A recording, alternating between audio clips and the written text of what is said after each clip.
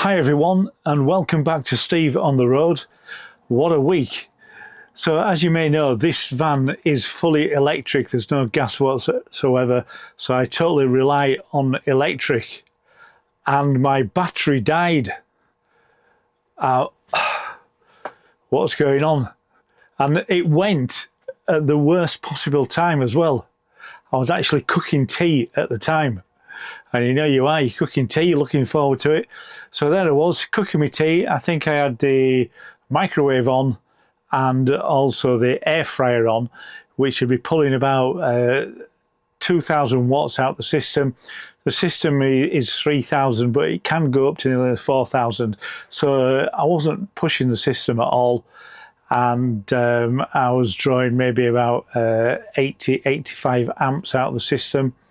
The system can well handle that, and just the power went off.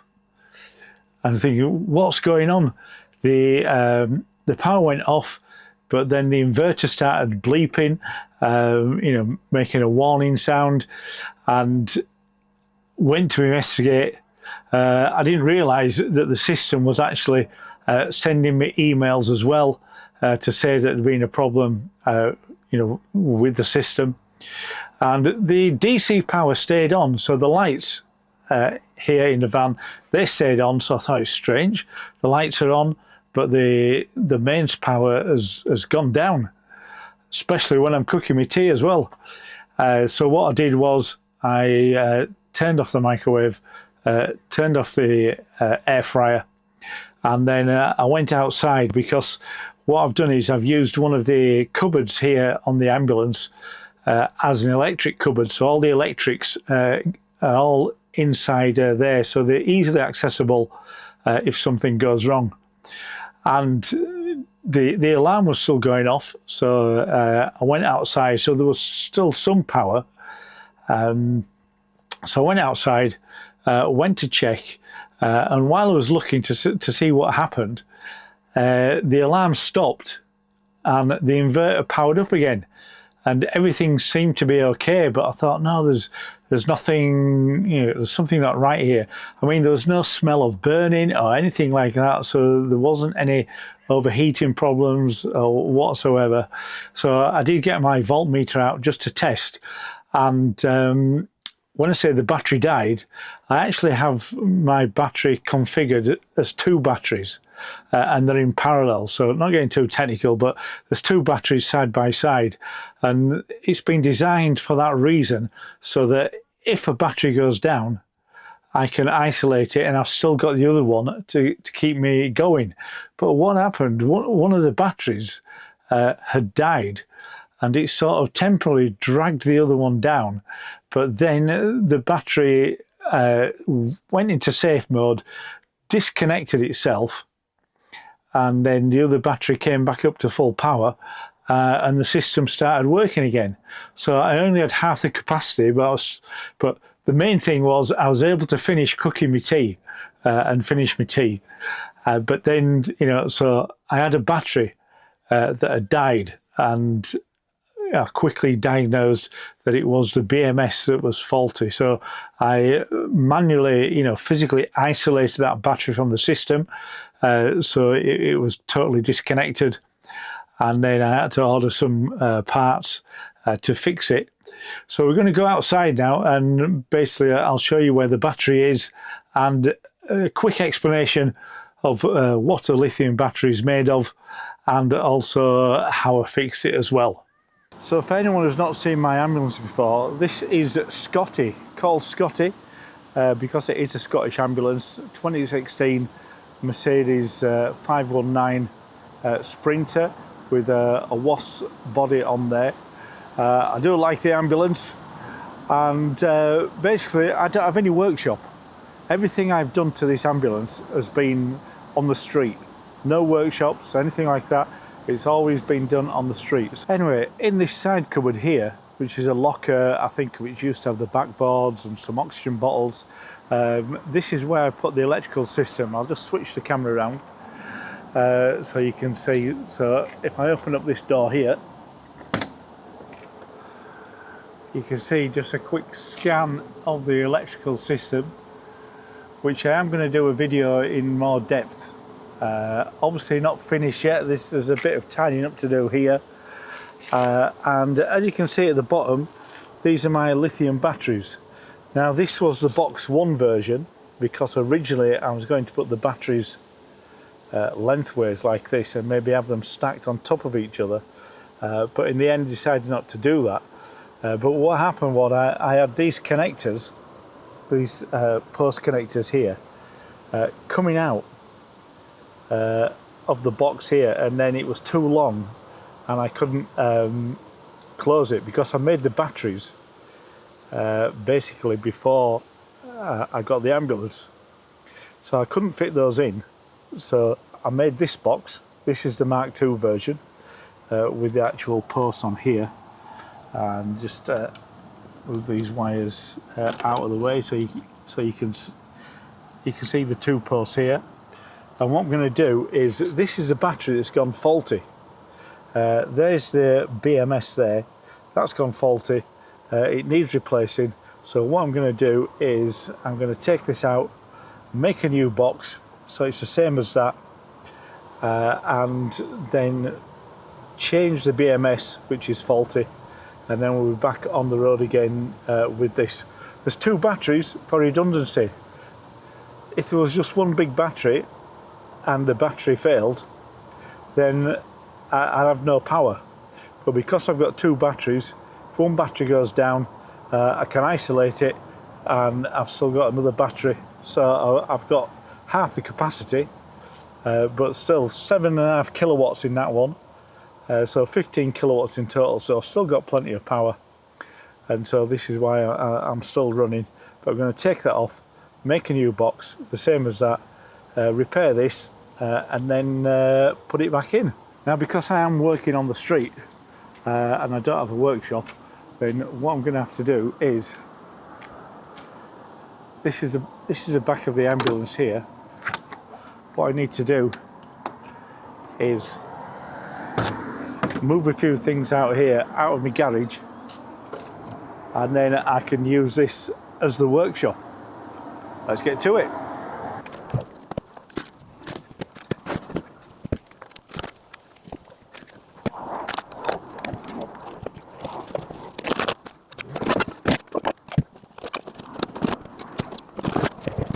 Okay, let's go and get the old battery box out and put it down here. I've cleared a bit of space, enough space to work.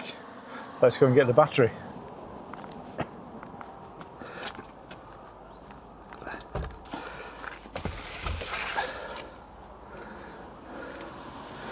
And there we have one battery. I might even get the scales out just to see how much it weighs.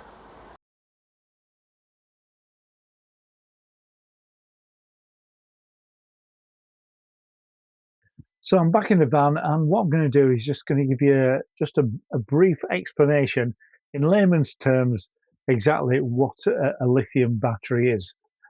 So a lithium battery, as you can see on the screen, when you probably buy one, you'll get one similar to this, which is basically a box which has 2 terminals on it, a positive and a negative. And it's much like a car battery, but a bit bigger. And like a car battery, you can get them in different amp hours, 100 amp hours, 200, 300. I think the biggest they make on the market at the moment for a 12-volt battery is 600 or 620 amp hours.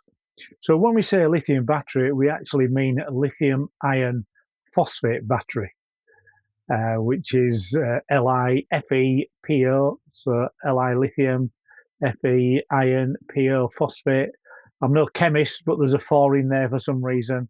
So LiFePO 4 or lithium iron phosphate battery, but everybody calls them lithium, so you know what we're talking about when we say that. So they do come typical.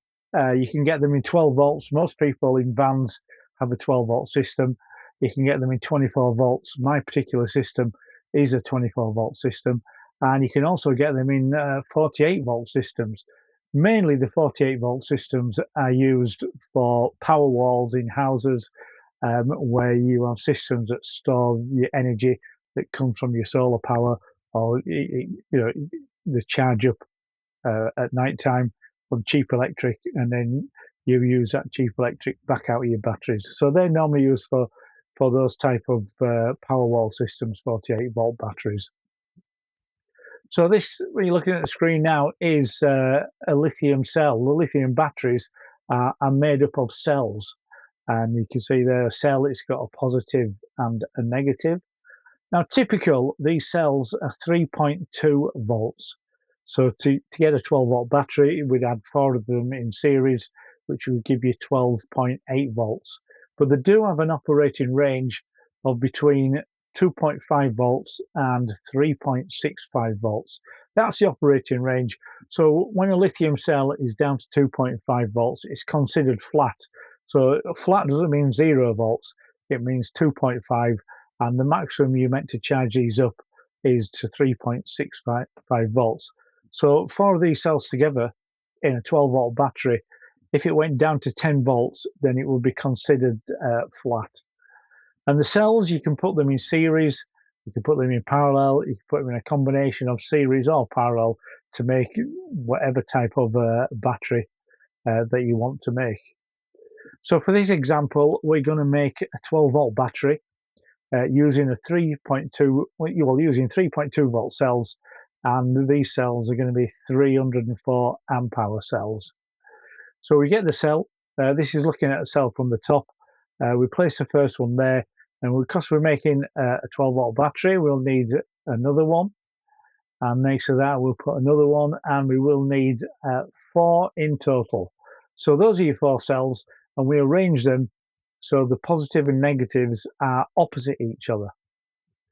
So the 4 cells, they're going to be put into series, and we connect them together in what people call a daisy chain, basically positive to negative. So we do this by putting buzz bars on the batteries. So I'll place the first buzz bar there, and it goes, the first cell on the left we call that cell number 1, and then we go from the positive and we link to from the negative, and we link to the positive of the second cell. And then we'd have another connection, another buzz bar, which would go from the negative of the second to the positive of the third, and then the third buzz bar from the negative of the third to the positive of the fourth. And so these are now what we class as a daisy chain, or that are in series. And then I've just put an A and a B there. So the A is where you connect the positive, and the B is where you would connect your negative of the battery. So you've got 4 batteries together, 3.2 volts, which gives a total of 12.8 volts for a 12-volt battery. Now A to B is 12.8 volts, and the capacity of these cells are 304 amp hours. So time those two together and you'll get a total storage of 3.9 kilowatts of storage for this battery. So you've got your battery, you think, is that it? Well, no, because like I've mentioned before, the cells, they're meant to go to a lower charge and an upper charge, so they do need protecting. So what we would do, we would add to the system, we would add what's called a BMS.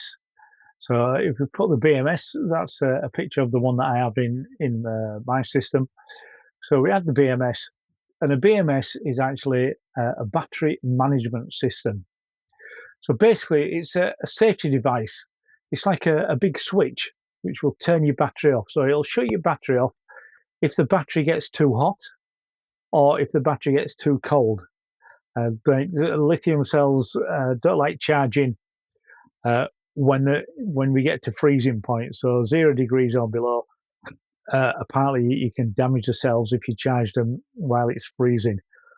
So you would either put some heater pads in there to keep the batteries warm, or this device will shut the battery off so it doesn't get damaged.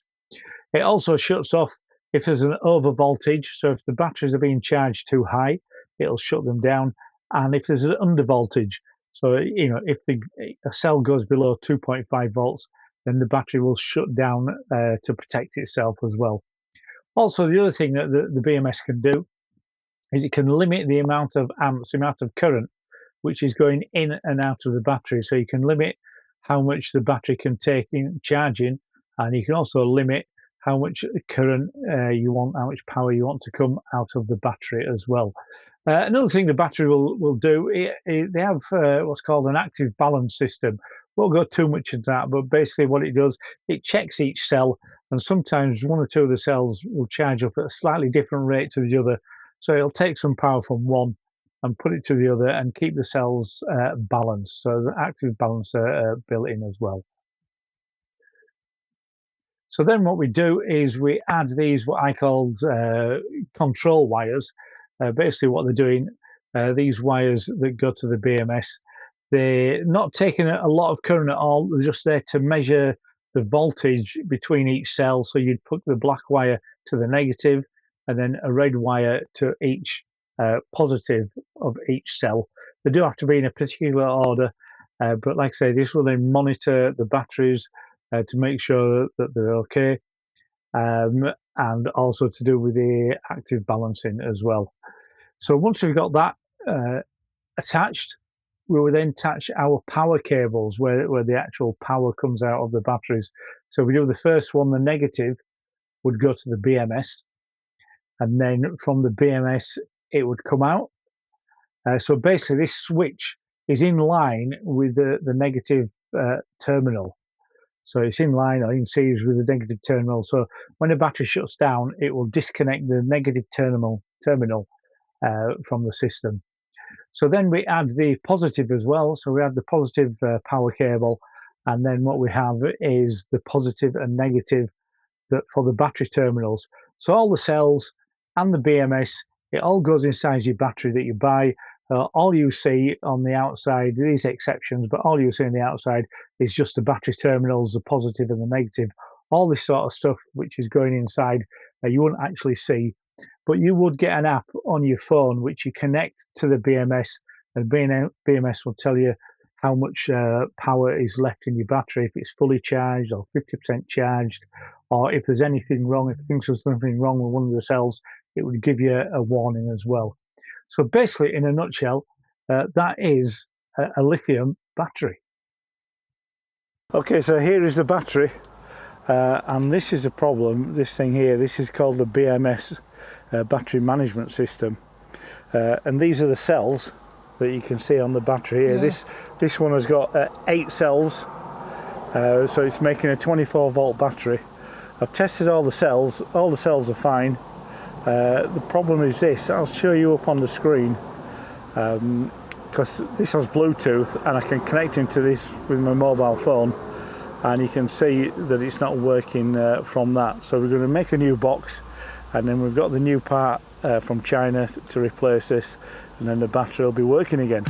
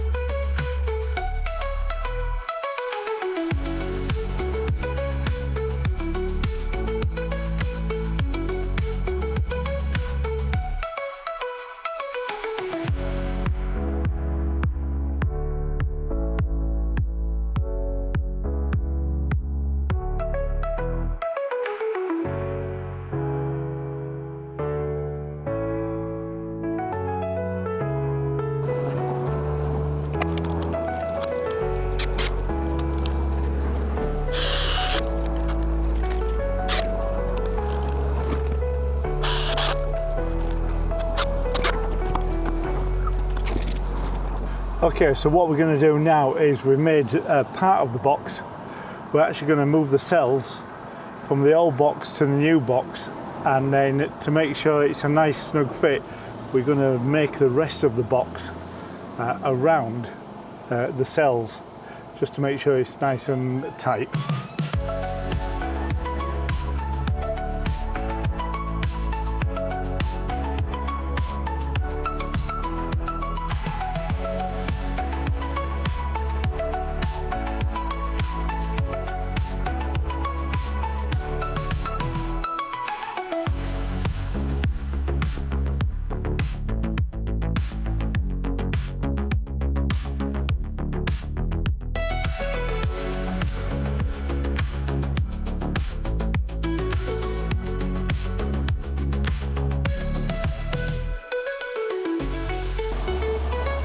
So this is maybe where you should check that your batteries are charged up on your drill before you start a project.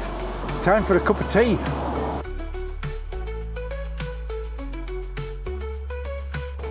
Okay, just to show you, I'm going to try and do this holding the camera. And doing this, I've got my voltmeter here. So if I put it between the first cell, you can see that that is showing 3.352 volts. The next cell is 3.354 volts, and if you go all the way along, the one at the top there, 3.354, next one 3.353. So you can see that they are more or less balanced, 3.353, and just let me do all the rest so to prove that they are working. 3.353. So we're checking every single voltage, every cell. 3.353.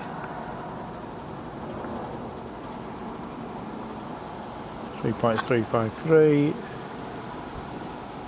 Yeah, so you can see that they're all more or less balanced. What I'm going to do now is put on the screen, I'm going to connect to this Bluetooth and show you what this thinks is happening. On the screen, I've logged in by Bluetooth to the battery, to the battery that's faulty, to the BMS system, and this is what it's showing me.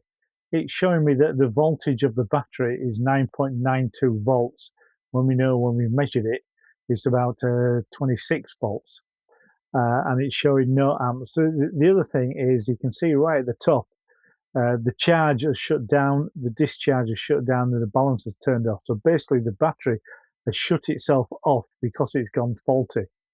And in the middle of the screen, you can see there's a yellow warning. It says cell count is not equal to settings. So on this battery management system, you can set it to a different number of cells. And obviously I've told it that the cell number is 8. And so this is why there's 8 underneath the yellow warning. But for some reason, only cell number 4, 5 and number 8 are actually showing up. But we know all the cells are working. We know all the control wires that go from each cell to the BMS are working. So the only thing that can be wrong is the BMS itself. And so the battery only thinks there's 9 volts because there's only 3. If you had the 3 cells working, the voltage of 4, 5 and 8, it comes to the 9.92 volts. And so basically this is why the battery shut down, because it only recognises 3 of the 8 cells. So it is the BMS that's faulty, and we're going to swap that over, and then everything's going to be working again. Okay, I've put it all back together. It's back in the cupboard. Just let me show you. So here is the battery there. That's the one that was working. This is the one that was faulty. It's back in the cupboard. As you can see, I've still got some tidying up to do here. Basically how I do things is I put things in place and then I live with them and see if they're going to be there, because this layout, I have actually changed the layout here. This is going to be changed next as well. There's 2 distribution fuses. This is for 24 volt and that's for 12 volt. But I'm going to change these because these are the isolation switches here. so I can isolate each battery. So say if this battery went faulty and it was dragging the other one down, I can isolate it and just continue with this one, which is what happened. This one went faulty, it actually dragged it down, but then this one shut itself down. This one came back up and then isolated it so I could continue. But these switches here, I'm actually going to change the layout of this and put these switches so they're actually mounted here. Maybe have an inline fuse as well before they go off and up to the DC distribution. So that's it for now for the battery. It's up and running. So with the spare wood that I had from making the battery box, I decided to make something else, something I needed. It's another box. I'll show you what it is. So it's another box. It's actually a seat. So I'll show that. So yeah, it's a seat you can obviously sit on. It's a box for me to step up to get into bed. And then also, if you have a look, you can see I'm going to make that a laundry box as well. So woodcraft in the lay-by, very rudimentary, but there it is. Okay, that's it for this week. By the way, I am sat on the seat, which is also a laundry box, which is also like a step to get up onto the bed. Many thanks for watching. If you want to learn more about lithium batteries and basically how to set them up, how to test them, how to configure the BMS, then can I suggest you go to and check out the Off-Grid Garage. I'll put the links up on the screen now. It's a guy called Andy who's in Australia. Off-Grid Garage, he's actually gone through all this and he's gone through that because he learned himself how to do this, and he's made many videos on the subject. Like I say, check it out. He's on YouTube. He's got a website as well, and you'll find out. I highly recommend that channel for learning all about lithium batteries. So once again, many thanks for watching. And next week we're going out and about. We're going to be at Slumber on the Humber. So stay tuned next week and check out for that. And by the way, if you have enjoyed the video, do give it a like, give it a thumbs up, and if you could subscribe to the channel as well. It is it is a new YouTube channel for me, so it would help me out. So once again, please like and subscribe, and many thanks for watching, and I'll see you next time.